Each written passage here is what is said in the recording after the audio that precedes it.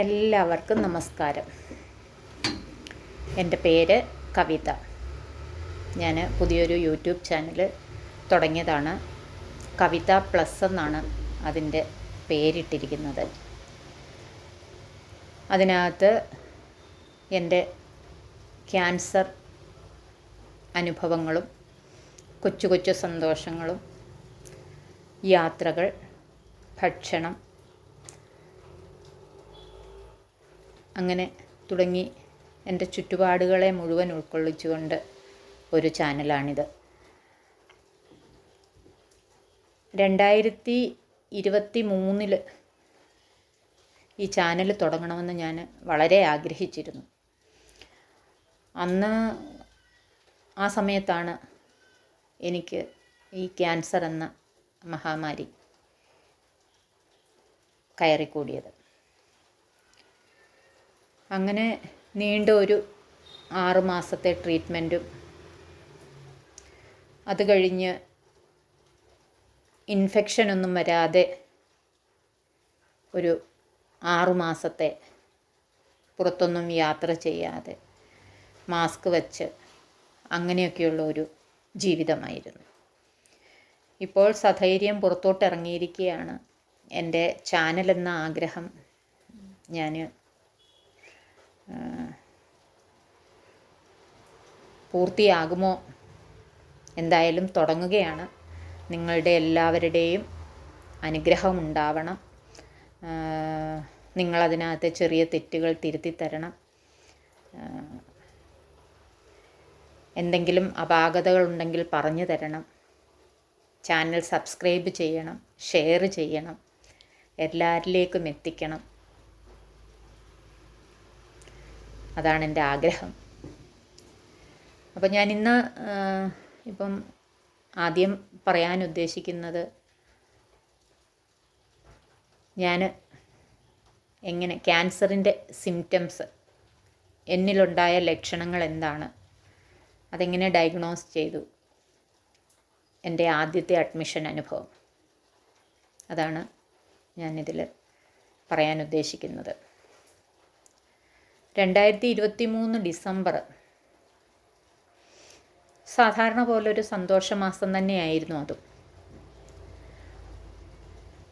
പനി ഇടയ്ക്കിടയ്ക്ക് വരുന്നു, മാറുന്നില്ല. ഹെൽത്ത് സെൻറ്ററിൽ പോയി അവിടുന്ന് ആൻറ്റിബയോട്ടിക്കും പാരസെറ്റമോളും ഒക്കെ തന്നത് കഴിച്ചു, എന്നിട്ടും മാറുന്നില്ല. അങ്ങനെ അർപ്പിത നഴ്സിംഗ് ഹോമിൽ പോയി. അവിടെ ഡോക്ടർ ബ്ലഡ് ചെക്ക് ചെയ്യാൻ പറഞ്ഞു. ബ്ലഡ് ചെക്ക് ചെയ്തപ്പം പ്ലേറ്റ്ലെറ്റ്, WBC, HB എല്ലാം നോർമലാണ്. പനിയുടെ മരുന്നും അതെല്ലാം തന്നു. പല്ലിന് ഭയങ്കര വേദനയുണ്ട്, ഭയങ്കര പല്ലുവേദനയാണ്. അപ്പോൾ ഡോക്ടറെ കാണിച്ചപ്പോൾ അവിടെ തന്നെയുണ്ട് ഡെൻ്റൽ ക്ലിനിക്കും. അപ്പോൾ പനിയൊന്ന് കുറയട്ടെ, എന്നിട്ട് നമുക്ക് പല്ലെടുക്കാമെന്ന് പറഞ്ഞു. അങ്ങനെ ഞാനും ചേട്ടനും ഹസ്ബൻഡും കൂടി തിരിച്ചു വന്നു. പനി 2 ദിവസം കൊണ്ട് പനിയൊന്ന് കുറഞ്ഞു. എങ്കിലും പനിയുണ്ട്, എന്നാലും പനിക്കൊരു ആശ്വാസമുണ്ട്. പക്ഷേ പല്ലുവേദന സഹിക്കാൻ വയ്യ. അങ്ങനെ വീണ്ടും ഞങ്ങൾ ഡെന്റിസ്റ്റിൻ്റെ അടുത്ത് പോയി. അപ്പോൾ അവർ പല്ലെടുത്തു. എന്തോ ഒരു സർജറി പോലെ എന്തോ അവിടെ ചെയ്തു, എന്തോ. അപ്പോൾ എനിക്ക് അതൊന്നും മനസ്സിലാകുന്നില്ല, ഞാൻ വേറൊരവസ്ഥയിലാണ്. അങ്ങനെ പല്ലെടുത്തു. മരുന്നുകളൊക്കെ തന്നു, വേദനയ്ക്കുള്ളതും കരിയാനുള്ളതും അങ്ങനെയൊക്കെ മരുന്നുകൾ തന്നു. അതും കൊണ്ട് വീട്ടിൽ വന്ന് ഞാൻ കഴിച്ചു. 3-4 മണിക്കൂർ കഴിഞ്ഞ് വായിലെ പഞ്ഞി എടുത്ത് കളഞ്ഞു, കഴുകി. ചെറിയ ബ്ലഡുണ്ട്, ബ്ലഡ് നിന്നിട്ടില്ല, വേദനയുണ്ട്, ഭയങ്കര വേദനയാണ്. അപ്പോൾ വീണ്ടും ബ്ലഡ് വരുന്നുണ്ടെങ്കിൽ പഞ്ഞി വെക്കണമെന്ന് ഡോക്ടർ പറഞ്ഞിരുന്നു. അപ്പോൾ വീണ്ടും പഞ്ഞി എടുത്ത് ഞാൻ വച്ചു. പിന്നെ പിറ്റേ ദിവസം രാത്രി ഉറങ്ങാത്ത രാത്രികളെന്ന് പറയണം, ഉറക്കമില്ലാത്ത രാത്രികൾ. ഒരു ശകലം കണ്ണടയ്ക്കാൻ പറ്റത്തില്ല, അത്രയ്ക്ക് ബുദ്ധിമുട്ടാണ്. ചിന്തകളില്ല, ഒന്നുമില്ല, പക്ഷെങ്കിൽ കണ്ണടയില്ല, ഉറക്കം വരില്ല. അത് അനുഭവിച്ചവർക്കേ അതറിയുള്ളൂ. ഉറങ്ങാൻ പറ്റത്തില്ല. അതാണ്. അങ്ങനെ ഡോക്ടർ ഉറങ്ങാൻ എന്തോ മരുന്ന് തന്നെന്ന് തോന്നുന്നു.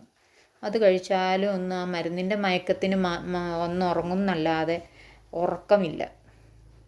അങ്ങനെ പിറ്റേ ദിവസമായി. അതും കഴിഞ്ഞ് പിറ്റേ ദിവസമായി. അപ്പോഴും അവിടുന്ന് ചെറിയ ബ്ലീഡിങ് ഉണ്ട്, ചെറുതായിട്ട്. ഭയങ്കര ഛർദിൽ, ബാക്ക് പെയിന്, ഒട്ടും സഹിക്കാൻ വയ്യ. ആകെ ബുദ്ധിമുട്ടി, ഭയങ്കരം വയ്യ എന്ന് പറഞ്ഞാൽ കിടുകിടുകിടാന്ന് തണുക്കുവാണ്. ചേട്ടനെ പുതപ്പിക്കുന്നുണ്ട്, എന്നിട്ടും തണുക്കുന്നു. വീണ്ടും പുതപ്പിക്കുന്നു. അങ്ങനെ പുതപ്പിച്ചിട്ടെങ്ങും നിൽക്കുന്നില്ല തണുപ്പ്. ഭയങ്കര തണുപ്പ്, ഒരു രക്ഷയില്ല. ഛർദിലും. അങ്ങനെ ഞാൻ ആ സമയത്താണ് അമ്മ മരിച്ച വിവരം ആങ്ങള ചേട്ടനോട് പറയുന്നത്. അത് കേട്ടിട്ട് എനിക്ക് കരഞ്ഞു ഞാൻ. എങ്കിലും ഒരു നിർജീവാവസ്ഥയായിരുന്നു, അത്രയ്ക്ക് മേലെ എനിക്ക്. അവിടുന്ന് പിറ്റേ ദിവസം ആണോ, പിറ്റേ ദിവസം വരെ ഇങ്ങനെ മരുന്ന് കഴിക്കുകയാണ്. പനിയുടെ മരുന്ന് കഴിച്ച് തീരെ വയ്യ, കരയാനും വയ്യ, ഒന്നും വയ്യ. അങ്ങനെ വൈകിട്ട് 5:30 ആയപ്പം TMMൽ പോയിട്ട് കാഷ്വാലിറ്റിയിൽ അഡ്മിറ്റ് ആകുന്നു. അവർ ഡെങ്കു ചെക്ക് ചെയ്യുന്നു, അങ്ങനെ പല ചെക്കിങ് നടത്തുന്നു. അവിടെ ചെന്ന് ചെക്ക് ചെയ്തപ്പം പ്ലേറ്റ്ലെറ്റ് 20,000 ഉള്ളൂ, WBC 32,000 ഉണ്ട്. അപ്പം അവർക്ക് മനസ്സിലായി. ഞാനിതൊന്നും അറിയുന്നില്ല, ഞാൻ കാഷ്വാലിറ്റിയിലാണല്ലോ. ചേട്ടനെയോ ആരെയും എനിക്ക് കാണാൻ പറ്റുന്നില്ല. കുറേ തീവ്ര രോഗികളുടെ ഇടയിൽ ഞാനിങ്ങനെ തണുത്ത് വിറച്ച്, AC ആണല്ലോ കാഷ്വാലിറ്റി, കിടുകിടാ തണുത്ത് വിറച്ച് അങ്ങനെ കിടക്കുകയാണ്. രാത്രി ഇവർ ഡോക്ടേഴ്സ് ആരും വരുന്നില്ല, എന്നെ ഒബ്സർവേഷനിലിട്ടിരിക്കുകയാണല്ലോ. അപ്പോൾ പനിയാന്ന് പറഞ്ഞാൽ സിസ്റ്റേഴ്സ് വന്ന് പാരസെറ്റമോൾ തരും. അതല്ലാതെ പല്ലിൻ്റെ ഈ പ്രശ്നം കാരണം ഒന്നും കഴിക്കാൻ പറ്റുന്നില്ല. ബ്ലീഡിങ് ചെറുതായിട്ട് അപ്പോഴും അവിടെ ഉണ്ട്. ദേഹമെല്ലാം ഒരുമാതിരി കരിനീലിച്ചിരിക്കും, ചതഞ്ഞതുപോലെ. ആകെ ബുദ്ധിമുട്ട്. അതിൻ്റെ കൂടെ ഉറക്കമില്ലല്ലോ. ഉറക്കമെന്ന് പറഞ്ഞ സാധനമില്ല, ഉറക്കമില്ല. ഈ രോഗികളെല്ലാം കണ്ടുകൊണ്ട് കിടക്കുകയാണ്. ഇവരുടെ സൗണ്ടും അവരുടെ കരച്ചിലും അവരുടെ വേദനകളും അവരോട് ഡോക്ടർ പറയുന്നതും ഒക്കെ കേട്ട് തണുത്ത് വിറച്ച് കിടക്കുകയാണ്. തണുക്കുന്നു എന്ന് പറഞ്ഞപ്പം സിസ്റ്റർ കമ്പിളി കൊണ്ട് തന്നു. കമ്പിളി പുതച്ചിട്ടും തണുപ്പ് മാറുന്നില്ല, എന്തോരം തണുപ്പ്. അത് കഴിഞ്ഞിട്ട് അവിടുന്ന് അവർക്ക് കാര്യം മനസ്സിലായെന്ന് തോന്നുന്നു. അവരെ അമൃതയിലേക്ക് റെഫർ ചെയ്തു. AC ആംബുലൻസ് ഉണ്ടെങ്കിൽ മാത്രം അവിടുന്ന് അവർ ഡിസ്ചാർജ് ആക്കുകയുള്ളൂ. അങ്ങനെ പിറ്റേ ദിവസമാണ് AC ആംബുലൻസ് അമൃതയിൽ നിന്ന് വരുന്നത്. അതിൽ കയറിയിട്ട് അതിലെ യാത്രയെന്ന് പറയുന്നത് ഒരു ജീവിതത്തിലും മറക്കത്തില്ല. കിടന്നിട്ട് ബെൽറ്റ് ഇട്ടിട്ട് ചങ്ങനാശ്ശേരിയിൽ നിന്ന് ഏകദേശം എനിക്കൊന്ന് 1.5 മണിക്കൂർ കൊണ്ട് അമൃതയിലെത്തി. അപ്പോൾ ഒന്ന് ആലോചിച്ച് നോക്കി, ഭയങ്കര ഛർദിലും വണ്ടിയുടെ കുലുക്കവും, കിടുകിടാന്ന് വിറക്കി AC-ക്കകത്ത്. അങ്ങനെ അമൃതയിൽ കാഷ്വാലിറ്റിയിലെത്തി, അഡ്മിറ്റ് ചെയ്തു. ഡോക്ടേഴ്സ് ഓരോന്ന് ചോദിക്കുന്നുണ്ട്, എനിക്കൊന്നും പറയാൻ സാധിക്കുന്നില്ല. എന്തൊക്കെയോ പറഞ്ഞു. അവിടുന്ന് വീൽ ചെയറിൽ ഇരുത്തിയാണ് എന്നെ വാർഡിലോട്ട് കൊണ്ടുപോകുന്നു. അപ്പോൾ ഏത് വാർഡാണെന്നോ എന്താണെന്നോ ഒന്നും എനിക്കറിയത്തില്ല. എന്താണ് എൻ്റെ അസുഖം ഒന്നും എനിക്കറിയില്ല. എനിക്ക് വയ്യ, എനിക്ക് ദേഹം മുഴുവനും വേദനയുണ്ട്, ഭയങ്കര ഛർദിലുണ്ട്, ബാക്ക് പെയിൻ ഉണ്ട്, ദേഹമെല്ലാം ചതഞ്ഞതുപോലിരിക്കുക, വാ മുഴുവൻ പൊട്ടിയിരിക്കുക, പല്ലെടുത്തുകൊണ്ട് ഒരു സാധനം കഴിക്കുകയും വേണ്ട. ഈ ജ്യൂസുകളാണ്, മുന്തിരി ജ്യൂസ്, അനാർ ജ്യൂസ്, അങ്ങനെ ജ്യൂസുകൾ മാത്രം കുടിക്കും. കഞ്ഞി പോലും കഞ്ഞിയുടെ വെള്ളം മാത്രം കുടിക്കും. കഞ്ഞി പോലും കുടിക്കാൻ പറ്റാത്ത അവസ്ഥ, ഒന്നും കഴിക്കാൻ പറ്റാത്ത അവസ്ഥ. അത്രയ്ക്ക് ദയനീയം, അത്രയ്ക്ക് മേലായിരുന്നു.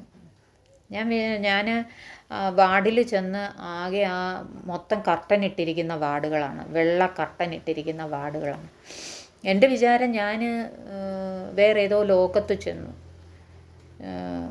ഒരു അനീമിക്കായിരുന്നു ഞാൻ ശരിക്കും പറഞ്ഞാൽ. അത് ഈ രോഗത്തിൻ്റെ ഒരു ഭാഗമാണെന്ന് പിന്നീട് മനസ്സിലാക്കിയത്. അത് ഉറക്കമില്ലാഴിക, അങ്ങനെ അമ്മയുടെ കാര്യം പോലും ഞാൻ മറന്നുപോയി എന്നല്ല, ഉള്ളിലുണ്ട്, പക്ഷെങ്കിൽ ഒന്നും അറിയുന്നില്ല. അങ്ങനെ ഞാൻ വാർഡിൽ വന്നപ്പം ചേട്ടനെയും നാത്തൂനെയും കാണാം, അവർ കൂടെ ഉണ്ടല്ലോ. മറ്റേ ക്യാഷ്വാലിറ്റിയിൽ അവരെയൊന്നും കയറ്റില്ലല്ലോ, അപ്പോൾ ഒറ്റയാണ് ഞാൻ. ഇവിടെ വന്നപ്പോൾ അവരുണ്ട് കൂടെ. പക്ഷെങ്കിൽ മൊത്തം കർട്ടൻ ഇട്ടിരിക്കുന്നതുകൊണ്ട് എന്താണെന്നൊന്നും മനസ്സിലായില്ല. അമൃതാനന്ദമയി ദേവിയുടെ ഫോട്ടോയുണ്ട്. അപ്പം ഞാൻ ആ ഫോട്ടോയിൽ എപ്പോഴും നോക്കും. അങ്ങനെ എന്നെ അവിടെ അഡ്മിറ്റ് ചെയ്തു. എൻ്റെ ബ്ലഡ് ചെക്ക് ചെയ്യുന്നു, യൂറിൻ ചെക്ക് ചെയ്തു, സ്കാൻ എടുത്തു, മൊത്തം എല്ലാ പരിശോധനകളും ചെയ്തു. പിന്നെ ട്രിപ്പ് ഇട്ടു, നെബുലൈസേഷൻ തന്നു, മഞ്ഞപ്പിത്തമുണ്ട് ചെറിയ രീതിയിൽ, ലങ്സ് ഇൻഫെക്ഷൻ ഉണ്ട്, പനി നന്നായിട്ടുണ്ട്. അപ്പോൾ അതുകൊണ്ട് കീമോ തരാൻ പറ്റത്തില്ല. ബ്ലഡ് ക്യാൻസറാണ്, അതും ലുക്കീമിയ AML. അത് എന്നോട് ഹസ്ബൻഡാണ് പറയുന്നത്. അപ്പോഴും ഞാനൊരു നിർജീവ അവസ്ഥയായിരുന്നു ശരിക്കും. എല്ലാവരും പറയുന്നത് കേൾക്കാം, ഞാനിതുപോലെ യൂട്യൂബിലും മറ്റുമൊക്കെ എല്ലാവരും പറയുന്നത് കേൾക്കാം. ഞാനങ്ങ് പൊട്ടിക്കരഞ്ഞു. പിന്നെ ഞാൻ ധൈര്യം സംഭരിച്ചു എന്നൊക്കെ. എനിക്കങ്ങനെ കരയാനോ ധൈര്യം സംഭരിക്കാനോ ഒന്നും സാധിച്ചില്ല. ഒരു നിർജീവാവസ്ഥ. അങ്ങനെ ആ സമയത്തെല്ലാം ഞാൻ ചോദിക്കുന്നുണ്ട്, ഇവരെ അടുത്ത് കിട്ടിയപ്പോൾ ഇവരോട് ചോദിക്കുന്നുണ്ട് അമ്മയുടെ കാര്യം. അമ്മയെ കൊണ്ടുവരുമോ, എനിക്ക് കാണാൻ പറ്റുമോ, അമ്മയെ കൊണ്ടുവരുമോ എന്ന് ചോദിക്കുന്നുണ്ട് ഇടയ്ക്കിടയ്ക്ക്. അതിന് 2-3 ദിവസം കഴിഞ്ഞപ്പം അമ്മയുടെ ബോഡി അവിടെ അടക്കി. അമ്മ ബാംഗ്ലൂരിലെ ആങ്ങളയുടെ കൂടാണ്. അപ്പോൾ അമ്മയുടെ ബോഡി അവിടെ അടക്കി. ചിതാഭസ്മം ഒഴുക്കുന്ന വീഡിയോ ഒക്കെ കാണിച്ചു. അങ്ങനെ അങ്ങനെ ഒരവസ്ഥ. അപ്പോൾ ആ അവസ്ഥയിൽ ഇങ്ങനെ ആ ഒരു വിഷമവും എൻ്റെ രോഗത്തിൻ്റെ കാഠിന്യവും രണ്ടും കൂടെ. സിംറ്റം എന്തോ ഒന്നുമില്ല, പല്ലിൽ ബ്ലഡ് നിൽക്കുന്നില്ല, പ്ലേറ്റ്ലെറ്റ് ഇല്ലാത്തതുകൊണ്ടാണ്. ദേഹം മുഴുവൻ ചതഞ്ഞിരിക്കുന്നു, അതും പ്ലേറ്റ്ലെറ്റ് ഇല്ലാത്തത് കൊണ്ടാണ്. പിന്നെ WBC കൂടുതൽ, അതാണ് ബോഡി പെയിനും ദേഹത്തിൻ്റെ ആ ഒരു വീർത്തിരിക്കുന്ന പോലുള്ള രൂപം, അനീമിക്ക്, ഉറക്കമില്ലായ്മയും അങ്ങനെയുള്ളതെല്ലാം ഇതിൻ്റെ എനിക്കുണ്ടായ സിംറ്റംസാണ്. വേറെ പ്രത്യേകിച്ച് സിംറ്റംസ് ഒന്നും ഇല്ല. ഇതാണ് പ്രത്യേകിച്ച് ഈ ദേഹം ചതഞ്ഞിരിക്കുന്ന പോലെ ഒരു ഇത്. അപ്പം അത് ഡെങ്കുവിനും അങ്ങനെ തന്നെയാണ്, പ്ലേറ്റ്ലെറ്റ് കുറയുന്നത് കൊണ്ടുണ്ടാവുന്നതാണ്. പിന്നെ ഛർദിൽ വന്നത് മഞ്ഞപ്പിത്തത്തിൻ്റെയാണ്. അങ്ങനെ ഡയഗ്നോസ് ചെയ്തു, ബ്ലഡ് ക്യാൻസറാണ്, ലുക്കീമിയ AML. അതും 62% അസുഖമായി. ഇതിന് സ്റ്റേജസ് ഇല്ല, പെട്ടെന്ന് വന്ന് പെട്ടെന്ന് പോകും എന്നാണ് പറയുന്നത്. ആൾക്കാർക്ക് പെട്ടെന്ന് അസുഖം വന്ന് പെട്ടെന്ന് പോകും. മറ്റേ ഓർഗൻസിന് വരുന്നത് പോലെ സ്റ്റേജസ് ഇല്ല. ഫസ്റ്റ് സ്റ്റേജ്, സെക്കൻഡ് സ്റ്റേജ് അങ്ങനെയില്ല. ബ്ലഡ് ക്യാൻസറിന് പിന്നെ അതിൻ്റെ ഏറ്റവും കൂടിയ അവസ്ഥയിലായിരുന്നു എനിക്ക്. 62% ഉണ്ടായിരുന്നു. അപ്പം അത് കൂടിയ അവസ്ഥയാണ്. കുറച്ചുകൂടെ കഴിഞ്ഞിരുന്നെങ്കിൽ മരിച്ചു പോയേനെ. അപ്പം ആയുസിൻ്റെ ബലം കൊണ്ടാണ്, അതൊരു ദൈവത്തിൻ്റെ ശക്തി. അങ്ങനെ ഞാൻ ഒരു ഓർമ്മയില്ലാതെ ഇങ്ങനെ അതിലൂടെ ഈ വെള്ള കർട്ടനിൻ്റെ ഇടയിൽ കൂടി ഇങ്ങനെ അങ്ങോട്ടും ഇങ്ങോട്ടും നടക്കും. അങ്ങനെ നടന്നപ്പോൾ എൻ്റെ തൊട്ടപ്പുറത്തെ ബെഡിൽ ആതിര എന്ന കുട്ടി, 23 വയസ്സാണ്, അവൾ MA മലയാളത്തിന് പഠിച്ചുകൊണ്ടിരിക്കുക. അപ്പോൾ അവൾക്ക് ഒത്തിരി മോഹങ്ങളാണ്, അവൾക്ക് മജ്ജ വളരില്ല, അതാണ് അവളുടെ. അപ്പം അവൾ റിസർച്ച് ചെയ്യണം, ഒരു ലെക്ചറർ ആവണം എന്നൊക്കെ വലിയ ആഗ്രഹത്തിൽ അവൾ അതിൻ്റെ പ്രിപ്പറേഷനൊക്കെ ചെയ്യുന്നതും കൂട്ടുകാരെല്ലാം വരുന്നത് ഇതെല്ലാം കണ്ടുകൊണ്ട് ഞാനിങ്ങനെ ഇരിക്കും. അപ്പോൾ ഒരു ദിവസം അവളിങ്ങനെ അന്ന് വൈകിട്ട് വിഷ്ണു സഹസ്രനാമം ചൊല്ലുന്നത് ഞാൻ കേട്ടു. അപ്പോൾ എനിക്കത് ഭയങ്കര ഒരു സന്തോഷം തോന്നി. ഞാൻ 55 വയസ്സ് വരെ ജീവിച്ചല്ലോ, അവൾ 23 വയസ്സ് വരെയായി. അപ്പോൾ പിന്നെ എനിക്ക് ഭയങ്കര ഒരു അവൾക്ക് വേണ്ടി പ്രാർത്ഥിക്കണം, അവൾക്ക് ജീവൻ കിട്ടണം, അങ്ങനെ അവൾക്ക് വേണ്ടി ഞാൻ പ്രാർത്ഥിക്കാൻ തുടങ്ങി. അപ്പോൾ ഈ 2020 മുതൽ എൻ്റെ ഒരു സന്തത സഹചാരിയായിരുന്നു ഈ വിഷ്ണു സഹസ്രനാമം. എൻ്റെ കൂടെ കാണും. ഞാൻ എപ്പോഴും എനിക്ക് ധൈര്യം തന്നിരുന്നത് ആ ഒരു പുസ്തകം, ആ ഒരു 1000 നാമങ്ങളാണ്. അതുപോലും ഞാൻ ഈ അവസരത്തിലെല്ലാം മറന്ന് ഒരു ഭ്രാന്തെന്ന് പറയാം, അനീമിക്കായിപ്പോയി. അവൾ ചൊല്ലുന്നത് കേട്ടപ്പോഴാണ് ആ വിഷ്ണു സഹസ്രനാമത്തിനെക്കുറിച്ച് ഞാൻ ഓർക്കുന്നത്. അന്ന് തന്നെ ഞാൻ ചേട്ടനെ വിട്ട് താഴെ അമൃതയുടെ ബുക്ക് സ്റ്റോളിൽ നിന്ന് വിഷ്ണു സഹസ്രനാമം ബുക്ക് മേടിച്ച് ഞാനും ചൊല്ലാൻ തുടങ്ങി. അവൾക്ക് വേണ്ടി, അവളുടെ ആയുസ്സിന് വേണ്ടി. അവളിന്ന് ജീവിച്ചിരിപ്പില്ല, മരിച്ചുപോയി. ഞാൻ അറിയുന്നത് കുറേ മാസങ്ങൾക്ക് ശേഷമാണ്, എന്നോട് പറഞ്ഞില്ല ചേട്ടനൊന്നും. എന്നാലും അത് അവിടം തുടങ്ങിയാണ് എനിക്ക് ആ ധൈര്യം കിട്ടിയത്. ആ വിഷ്ണു സഹസ്രനാമം ചൊല്ലും തോറും ധൈര്യം കിട്ടി. ആ ധൈര്യമാണ് എന്നെ ഇന്നിവിടെ എത്തിച്ച് ഈ നിങ്ങളോട് ഇതെല്ലാം എൻ്റെ അനുഭവങ്ങൾ പറയാനായിട്ട് പ്രാപ്തയാക്കിയത്. അപ്പോൾ എല്ലാവർക്കും നമസ്കാരം. അടുത്ത വീഡിയോയിൽ ബാക്കി കാര്യങ്ങൾ ഞാൻ പറയാം. എല്ലാവരും സബ്സ്ക്രൈബ് ചെയ്യണം, ഷെയർ ചെയ്യണം, ബെൽ ബട്ടൺ അമർത്തണം. എല്ലാവർക്കും ഇഷ്ടപ്പെട്ട് കാണുമെന്ന് വിചാരിക്കുന്നു. തെറ്റുകൾ തിരുത്തി തരുമെന്ന് വിശ്വസിക്കുന്നു.